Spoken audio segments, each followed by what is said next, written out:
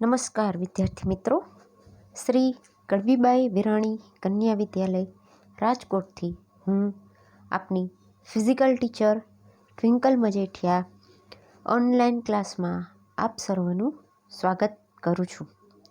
આજે આપણે ધોરણ 9ના વિષય યોગ, સ્વાસ્થ્ય અને શારીરિક શિક્ષણના ચેપ્ટર નંબર 2 અષ્ટાંગ યોગ વિશે માહિતી પ્રાપ્ત કરીશું. તો સર્વપ્રથમ યોગમાં અષ્ટાંગ યોગ વિશે આપણે જાણકારી પ્રાપ્ત કરીશું. અષ્ટાંગ યોગ ભારતના ઋષિમુનિઓએ આપેલ પ્રાચીન અનમોલ વિદ્યા છે. એટલે કે યોગ છે તે ભારતના ઋષિમુનિએ આપેલ એક વિદ્યા છે. ભારતની પ્રાચીન સંસ્કૃતિમાં 6 દર્શન છે. યોગ વિદ્યાનો વૈજ્ઞાનિક અભ્યાસ કરી મહર્ષિ પતંજલિએ પાતંજલ યોગ સૂત્રની રચના કરી. યોગની પરિભાષામાં પણ ઘણા જ પ્રકારના માર્ગો દર્શાવ્યા છે, જેમ કે કર્મયોગ, ભક્તિ યોગ, જ્ઞાન યોગ, હઠ યોગ અને અષ્ટાંગ યોગ વગેરે. મહર્ષિ પતંજલિએ સરળતાથી સમજી શકાય તેવા પાતંજલ યોગ સૂત્રમાં 8 અંગો દર્શાવેલ છે. એટલા માટે તે અષ્ટાંગ યોગ તરીકે પ્રચલિત થયેલ છે અને અષ્ટાંગ યોગ તરીકે ઓળખાય છે. મહર્ષિ પતંજલિએ સાધના પદના 29મા સૂત્રથી શરૂ કરી વિભૂતિપાદના 3જા સૂત્ર સુધી અષ્ટાંગ યોગનું વર્ણન કર્યું છે. તેમાં પ્રથમ 5 અંગને બહિરંગ યોગ, જ્યારે બાકીના 3 અંગોને અંતરંગ યોગ તરીકે દર્શાવ્યા છે. બહિરંગ યમ, નિયમ, આસન, પ્રાણાયામ અને પ્રત્યાહાર, આ 5 છે જે બહિરંગ તરીકે ઓળખાય છે. ધારણા, ધ્યાન, સમાધિ, આ 3 છે તે અંતરંગ યોગ તરીકે ઓળખાય છે. અષ્ટાંગ યોગના 8 અંગો છે. અષ્ટાંગ યોગ એટલે નામ આપવામાં આવ્યું છે કે એના 8 અંગો છે. પહેલું યમ, બીજું નિયમ, ત્રીજું આસન, ચોથું પ્રાણાયામ, પાંચમું પ્રત્યાહાર, છઠ્ઠું ધારણા, સાતમું ધ્યાન અને આઠમું સમાધિ.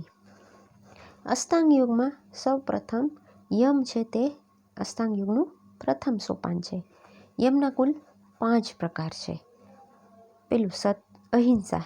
અહિંસા એટલે કે સામાન્ય રીતે બીજાને પોતાને દુઃખ ન આપવું. બીજું સત્ય. સત્ય એટલે કે સાચું બોલવું. ત્રીજું અસત્ય. અસત્ય એટલે કે ચોરી ન કરવી. ચોથું બ્રહ્મચર્ય. બ્રહ્મચર્ય એટલે કે બ્રહ્મનું આચરણ કરવું. પાંચમું અપરિગ્રહ. અપરિગ્રહ એટલે કે સંગ્રહ ન કરવો. અષ્ટાંગ યોગમાં નિયમ. નિયમ એ અષ્ટાંગ યોગનું બીજું સોપાન છે. નિયમના 5 પ્રકાર છે. પહેલું શૌચ. શૌચ એટલે કે શુદ્ધ અથવા તો પવિત્રતા થાય. સંતોષ. સંતોષ એટલે કે જે છે અને જેવું છે એમાં જ પ્રસન્નતા. તપ, જેનો અર્થ થાય તપવું. સ્વાધ્યાય. સ્વાધ્યાય એટલે કે સ્વનું અધ્યયન. ઈશ્વર પ્રણિધાન એટલે કે ધારણ કરવું. અષ્ટાંગ યોગમાં આસનો. ત્રીજું અંગ એ અષ્ટાંગ યોગનું ત્રીજું સોપાન છે. આસનના કુલ 3 પ્રકાર છે. ધ્યાનાત્મક આસનો, સ્વાસ્થ્યવર્ધક આસનો. ધ્યાનાત્મક આસનોને આપણે મેડિટેશન કહી શકાય. સ્વાસ્થ્યવર્ધક આસનોને આપણે કલ્ચર કહી શકાય. આરામદાયક આસનોને કુલ 4 રીતો દ્વારા કરી શકાય. પહેલું ચત્તા એટલે કે પીઠ પર સૂઈને કરવાના આસનો, જેમાં આપણે એક ઓળખાણ તરીકે આસન લઈ શકીએ સર્વાંગાસન. પેટ પર સૂઈને એટલે કે ઊંધા સૂઈને કરવાના આસનો તો ધનુરાસન છે. બેસીને કરવામાં આસનો તો કે પદ્માસન છે. ઊભા રહીને કરવાના આસનો તો કે વૃક્ષાસન. ચત્થા પીઠ પર સૂઈને આપણે આસનોનું એક ખાલી ડેમો અથવા તો એક નામ જોઈએ છે, જેથી આપણને ખ્યાલ આવે કે આ આસન છે તેને શું કહેવાય. પેટ પર સૂઈને ઊંધા કરવાના આસનો છે ને આપણે ધનુરાસન, બો પોસ્ટ, ધનુષ જેવો આકાર. બેસીને કરવામાં આવતા આસનો એટલે કે પદ્માસન, એટલે કે પદ્મ એટલે કે લોટસ, લોટસ પોસ્ટ એટલે કે લોટસ જેવો આકાર, ઊભા રહીને કરવાના આસનો તો કે વૃક્ષાસન એટલે કે ટ્રી પોઝ એટલે કે ઝાડ જેવો આકાર. અષ્ટાંગ યોગમાં પ્રાણાયામ એ અષ્ટાંગ યોગનું ચોથું સોપાન છે. પ્રાણાયામ 2 શબ્દો મળીને બને છે, પ્રાણ વત્તા આયામ. પ્રાણ એટલે કે શ્વાસ અને આયામ એટલે કે દીર્ઘ એટલે કે લાંબો કરવો અથવા તો વિસ્તાર કરવો. પ્રાણાયામ એટલે શ્વાસ પ્રશ્વાસની ગતિમાં વિચ્છેદ કરવો, એ જ પ્રાણાયામ છે.